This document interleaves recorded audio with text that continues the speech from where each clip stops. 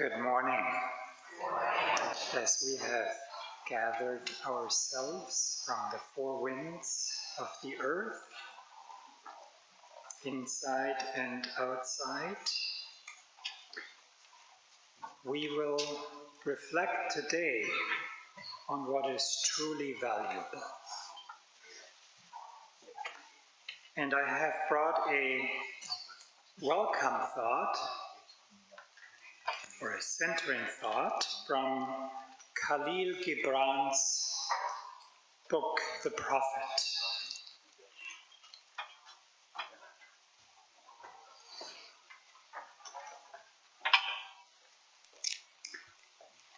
And a merchant said, "Speak to us of buying and selling."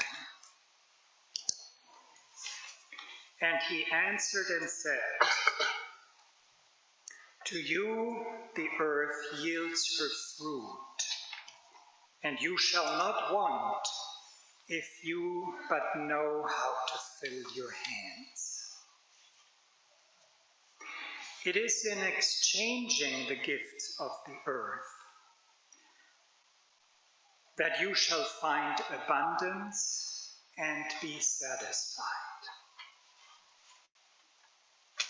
Yet unless the exchange be in love and kindly justice, it will but lead some to greed and others to hunger.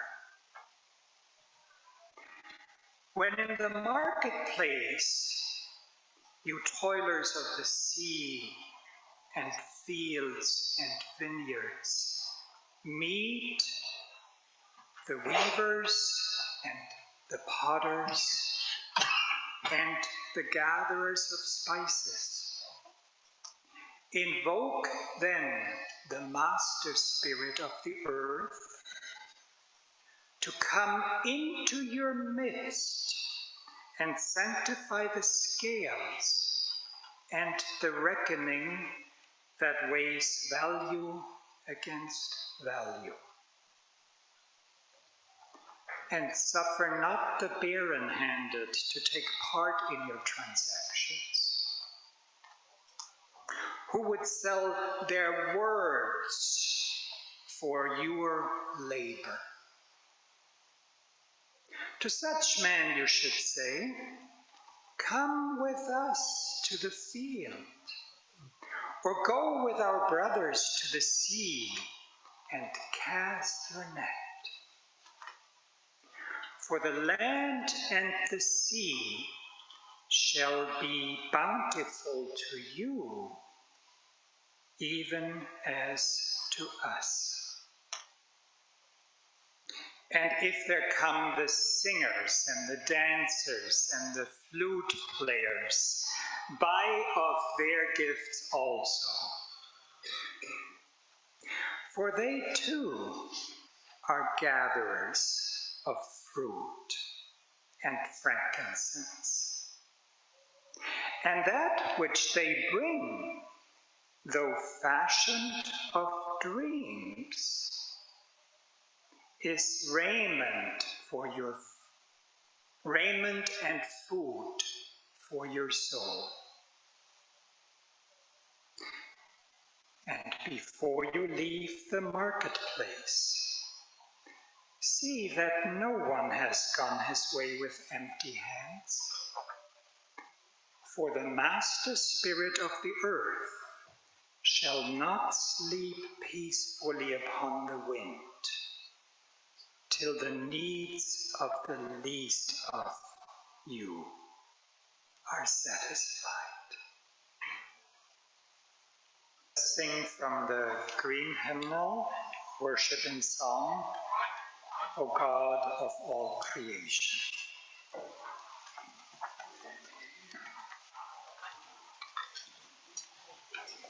We all stand. Just a reminder, I don't want to embarrass anybody. Just a reminder, turn your phones to airplane mode or go ahead and turn them off so that we have enough broadband, whatever it's technically called, so that our Zoom folks can join us. So.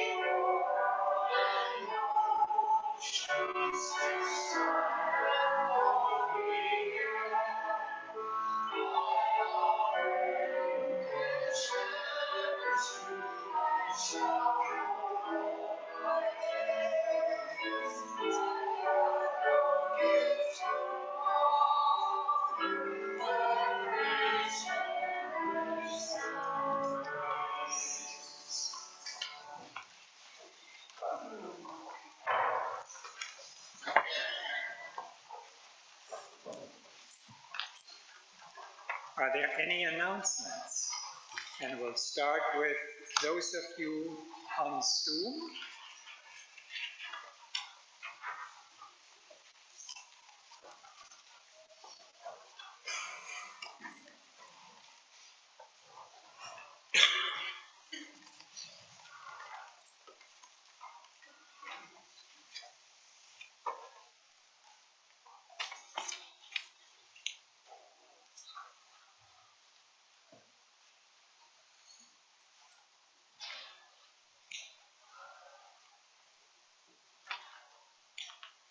Okay, hearing none from Zoom.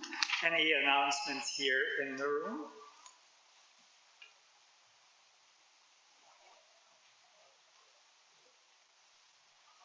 I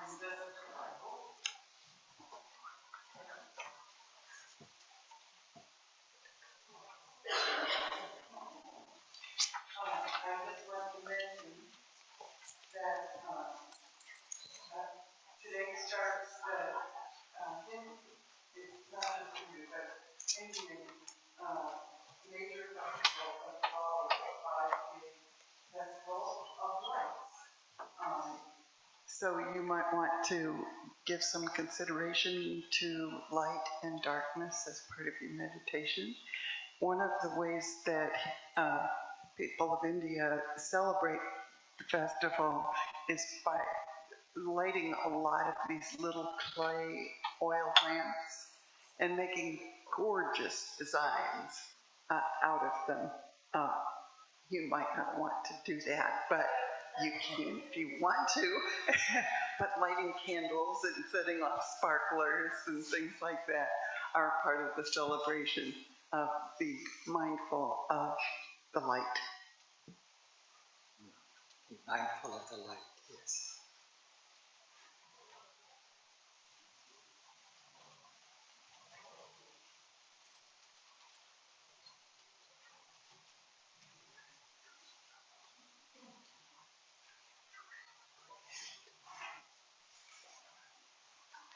Okay, and not too many announcements this morning, but we have Joan with a special announcement, right?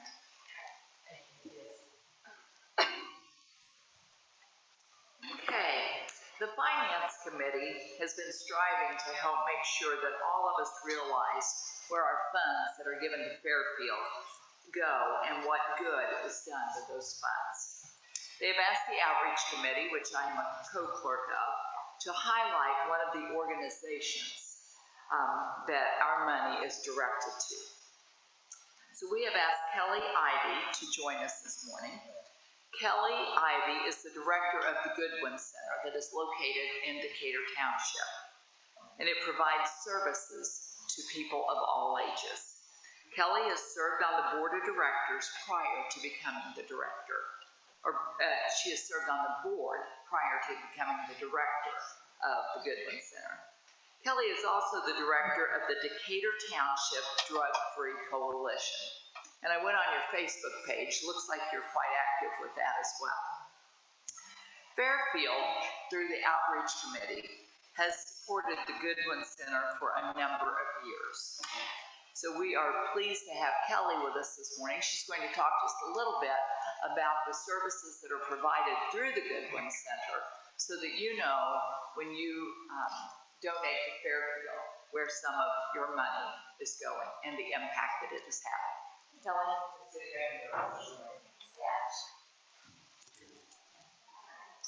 This down to my level, I think, a little bit. Sorry. Short people problems, right? All right. Well, I just want to thank you for having me here today just to share a little bit about what the work that we do at the Goodwin Center, and just, I know that she explained a little bit about me. I'm just going to give you a little background. I have lived in Decatur Township all my life. I've just been really passionate about the community and the work that we can hopefully impact and the people in the community. She mentioned that I'm also the president or the director of the Drug Free Coalition in Decatur, and that kind of led me to be at the Goodwin Center because of the work that I do there. The Drug Free Coalition, we are funded by a federal grant, and we focus on youth substance use prevention in Decatur Township. It's very a lot of these grants that you get are county-wide, so we are super grateful to have this grant to focus specifically on drug prevention in Decatur Township. As most of you probably know, our world has changed a lot since, we were younger, and the prevalence of substance use among our youth is very, very big. And so anything that we can do to try to impact that and help kids to find a purpose outside of that is where we go. So that is what, and my background with why I got involved with that was because I had a niece that passed away of an overdose in 2017. So that became very, it was hard on our family, and we just did not want to see anyone else suffer what we did and continue to do through her death. And so anything that we can do. So I got involved with the coalition first, and then like she mentioned, served on the board of directors for the Goodwin Center because I wanted to see a change in the center. I wanted us to be able to use the center for more than what it was being used for. It's always been, in the past, it's kind of been more of a senior serving center, which is great, and we love our seniors, and we still love that they come in and do a lot of things with us, but it is a community center, and so we wanted it to be used as a community center and to do more community outreach than what we are currently doing. So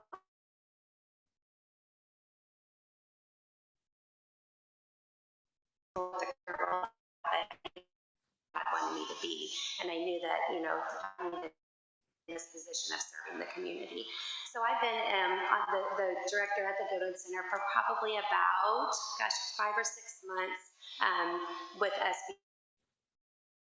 So bad with names, but we was just talking about West Newton Friends Church is they has sold their building, so they're going to start meeting at our location on Sunday morning. So we are just more than blessed to be able to provide that space for them. We also have 4-H is going to start meeting at our building. We have crime watch groups that meet at our building. So it's just it's a resource for organizations that might not have a meeting space. So that's another one of the things that we do. And as far as financially, and this is where you all come in, is that the majority of the income of our center comes from, we are connected to a Head Start building, which Head Start is early preschool for low-income families, and so we're connected to Head Start. So we actually own the building, we rent the space to them, so we get rental revenue from them, and we split utility costs with them. But other than that, that's our only source of income, and we have 2 paid staff, myself, and then I have a part-time programs director as well. So other than that, we get our funding through grants that we apply for, or just from private donations. And again, people like you making us your mission. We do, some of the churches will do us their mission of the month and things like that. So any type of funding that we get from y'all, trust me, we use it to the very best of our ability to serve the community. And we wouldn't be able to do a lot of the things we do without it. And there was a time, probably I'm going to say 4 years ago, we weren't sure that we were going to, I was on the board, I just joined the board then, and we were in some serious financial trouble because we just were not making ends meet, with the income from them. Their Head Start was behind on their rent, blah, blah, blah. So it was just a lot of different things. But so we're not a big non-for-profit that's bringing in tons of money. So anything that we get from you all is extremely helpful and very much appreciated. So I just want to thank you again for allowing me to kind of speak to you, share a little bit about the Goodwin Center. If you're ever out and about in the area and want to stop in, we would love to see you. So again, just thank you so much. I appreciate it. Thank you.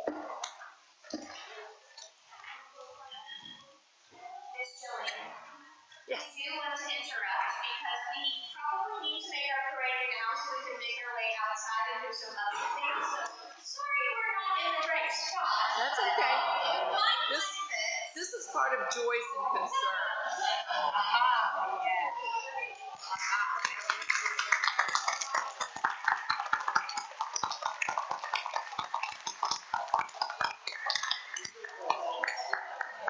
This is part of joys and concerns and the offering.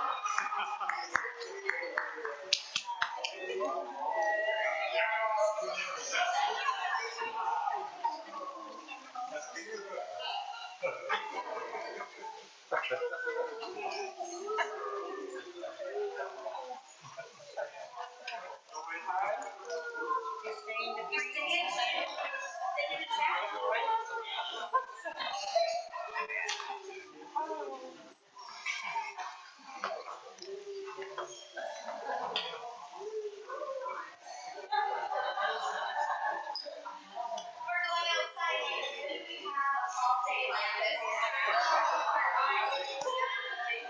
They don't have their uniforms on.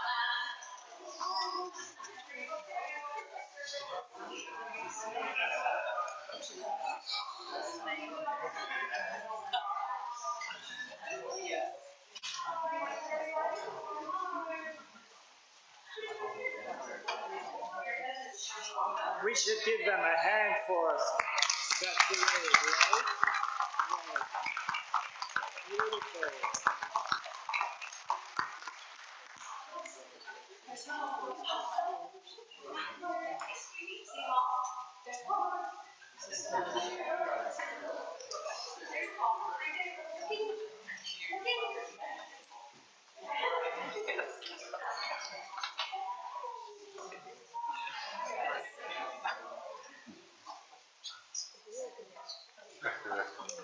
Exchanging the gifts of the earth in love and kindly justice, so that no one is left without empty hands. We have just heard from you, Kelly, about how you do that, how we can help with that, and we can help in many other ways, and sometimes we ourselves get helped in that process. That's the exchange. And so that's what we do with our offerings. So you can do offerings on our website at fairfieldfriends.org through PayPal, or you can give offerings at the doors at the exit there. And I want to invite you to share other joys and concerns. We've seen a lot of joy just walking through the room here that lead us to things we do not really wish to do. Loving one, give us compassion for ourselves. Open ourselves, open us to the compassion others have for us,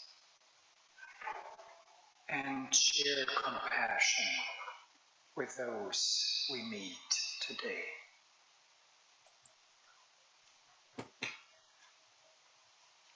Hold all of us in the light, and remember what is truly of worth,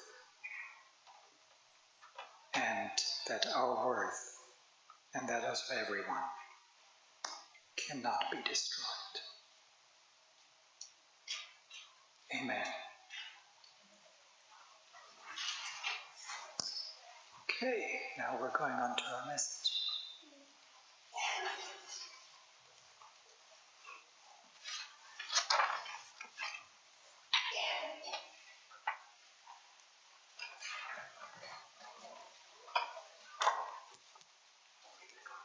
Well, good morning, friends. If you were here last week, you'll remember that I came out of the closet. Most of my life, I've I've been trying to convince people that I'm young and hip. But last week, after scrutinizing my hairline and birth certificate, I owned up to being a geezer.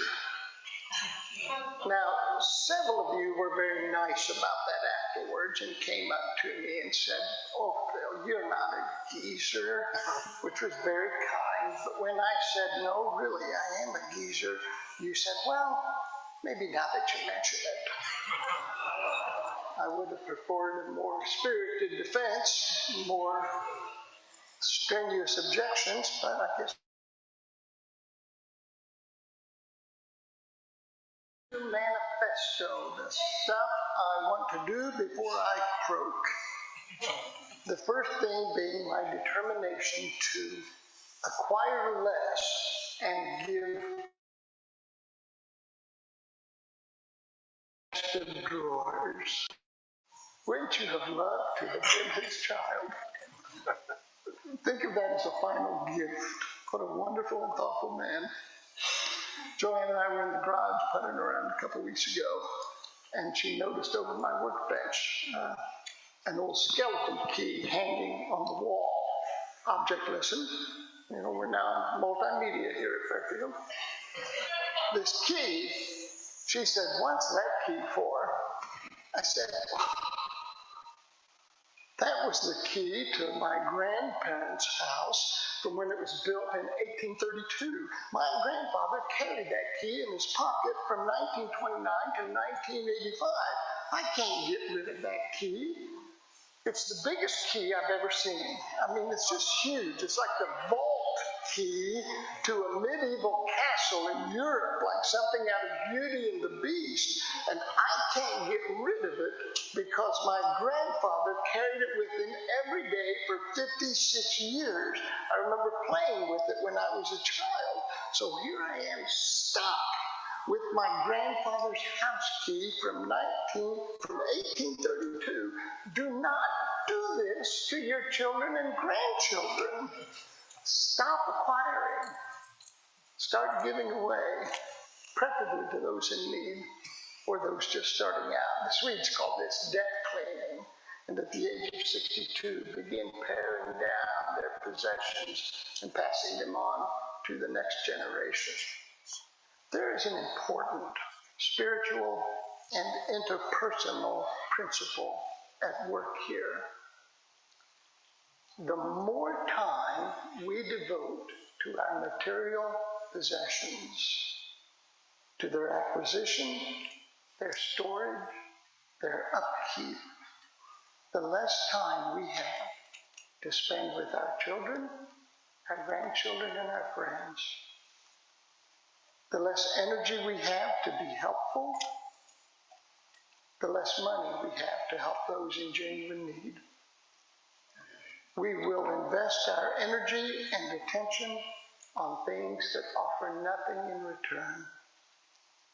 Our possessions require ever larger homes, which require ever larger incomes, which require ever larger investments in time. And we will keep doing this until it occurs to us that we have spent our lives encumbered by the things we own. Think of that word encumbered. To restrict or burden someone or something in such a way that free action or movement is difficult. How often have we felt that way? How often have we felt restricted or burdened to such a degree that action or movement is difficult, if not impossible? Shouldn't the pattern of our lives as we age tend in the opposite direction? Shouldn't we be freeing ourselves, becoming more flexible, less saddled with material obligations to better focus on our interior well-being and the needs of others? Acquire less, give more. I have a buddy, a fellow geezer, and like me, a motorcycle enthusiast who, like me, now has more motorcycles than he can ride. And we were discussing this issue not long ago about the number of younger motorcyclists, how they're just not there. The number of people riding motorcycles, especially among younger folks, is in decline, mostly because motorcycles have become so costly that younger people can't afford that. So my friend owns 7 motorcycles, but it's recently occurred to him that he can only ride one motorcycle at a time. So he decided to give away 5 of his 7 motorcycles. I said, "You're going to sell them?" He said, "No, I'm going to give them away." So he began his motorcycle lottery this week, carefully identifying younger riders who lacked the resources to buy a motorcycle, and he phoned them and told them he had a present for him and set up appointments at his house. And when they came to his home, he presented them with a motorcycle. Now, my first response to this was, how do I sign up for this? But he would present him with a motorcycle, and I saw him this past week. And I said, "Well, how are things going with your motorcycle giveaway? Have you had a good week?" He said, "You know what? It's been the best week in a long time. It's been an absolute joy." He said, "No one believed it, and they all wanted to give me money, which I refused to accept. I just gave them the motorcycle, signed over the title to them, and there they have it. It's been the best week I've had in a long time. Advice from a geezer: acquire less, give more." What possessions and resources do you have that burden you, but might be liberating or helpful to someone else? I know our objections.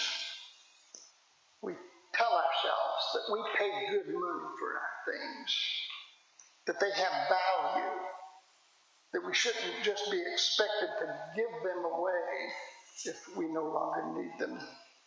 But that is precisely the time to give our things away, when they still have value, before they are broken down and worthless, when they can still be useful to someone else. Giving something away for free that we pay good money for doesn't mean we're poor stewards or bad at business or suckers. It means we have realized that our need for something has come to an end, that it is time to put that item to good use in hopes of improving someone else's life. In light of that, acquiring less and giving more might be the most Christian thing we can do. It is a double gift. As we free ourselves, we help others. It's a double gift. I love the end of the movie. It's a Wonderful Life. Remember the end where Clarence the Angel says to George Bailey, "No man is a failure who has friends." Always remember that line. Today I have another line to add to that.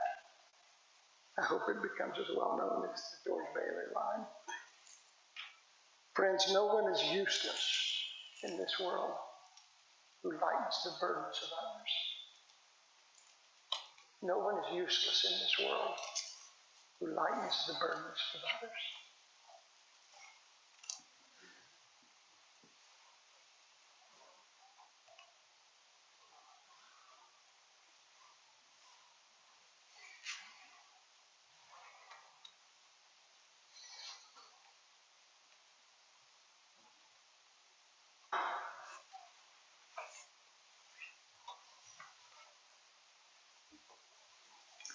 Let us sing out of Worship and Song number 139. Dear Lord and Father of mankind, and feel free to substitute for Lord or Father what feels right to you.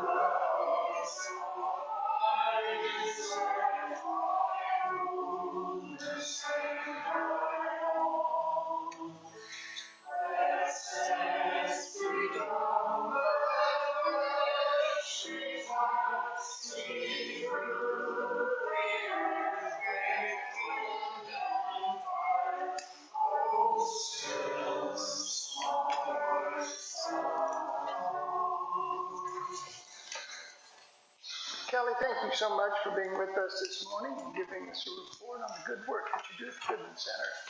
It fit in very nicely with our theme. Geezer Manifesto. Thank you.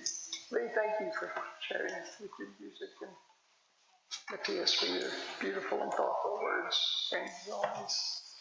So I'm going to try a new experiment this week. I invite you to join me. When I go out into the marketplace that you were talking about, and I see something, I've always asked myself in the past, can I afford it? Can I afford to buy that? But now I'm going to ask a new question. Can I afford to keep that? Can I afford to maintain it? Can I afford to own it? Can I afford to devote the time it will need to be kept up? Can I afford the time I will have to devote to that instead of devoting it to the things that matter most to me, my family and my friends? Can I afford to keep that? Acquire less, give more. Turn and greet friends. Yes, yes, yes. Hi.